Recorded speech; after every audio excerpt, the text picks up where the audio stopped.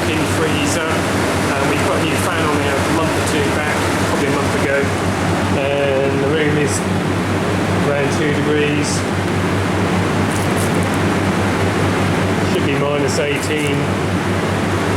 Might be a little bit colder. I've only just turned that on.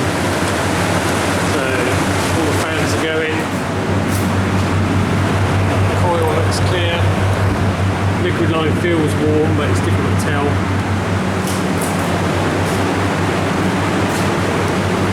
Might just be just around 0 in here then. Right, I think we've got to look at the compressor.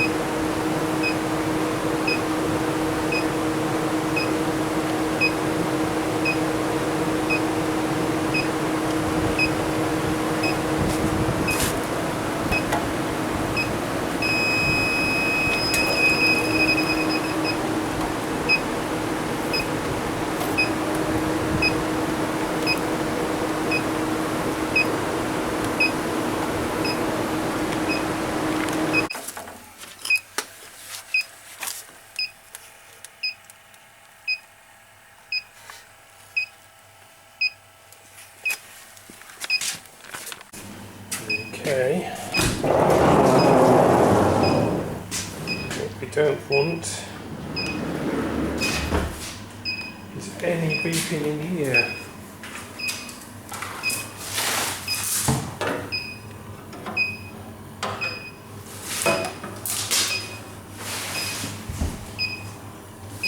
Get the cover off.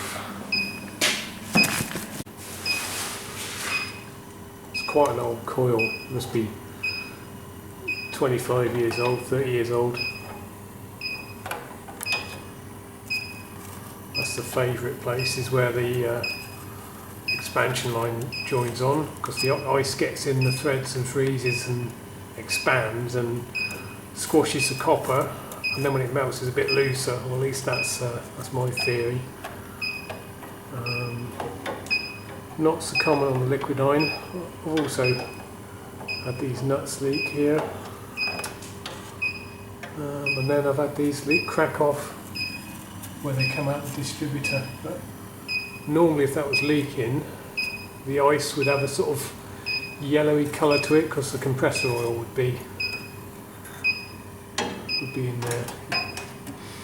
It's a freezer room, so you don't tend to get the corrosion issues that you get with chillers so much, or at least I've not seen it. I think mainly because everything's frozen, there's no sort of corrosive vapours in the air to be active. I think the coil's probably okay. I'll give it a go over. I think it's just that feasible plug leaking around the threads.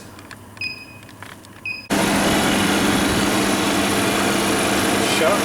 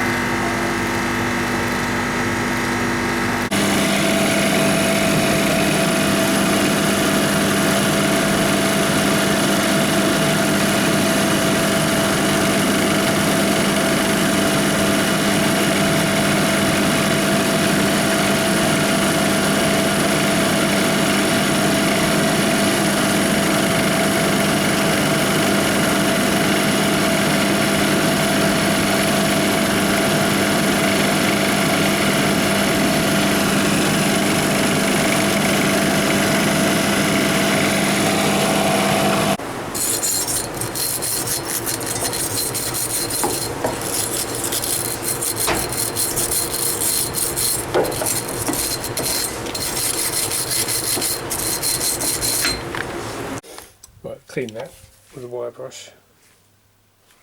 Get some of this stuff on there.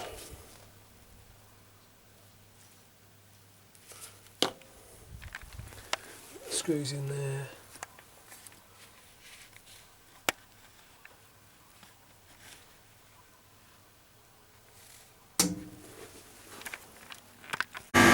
Okay, there's two types of 404 refrigerant here now. We've got the virgin stuff and you've got the recycled or reclaimed or whatever they're calling it. And the virgin stuff you can only put in a system that holds under 10 kilos.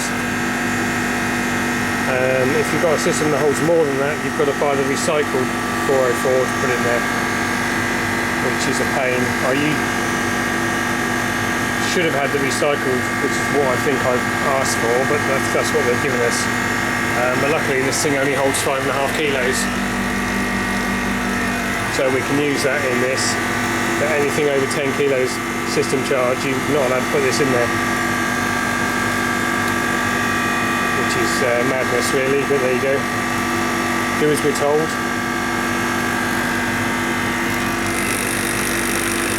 Right, shut the suction valve. Open the discharge, and the pressure's dropped to about 35 psi, so we've got no liquid in there at all. We couldn't recover it into the suction line because we've got our crankcase pressure regulating valve there, which stopped it backing up into the suction and the evaporator, which is what I was planning to do. And then luckily I remembered I had my little 2 kilo recovery bottle. Luckily it didn't have much more than 2 kilos in it, and we shut the receiver.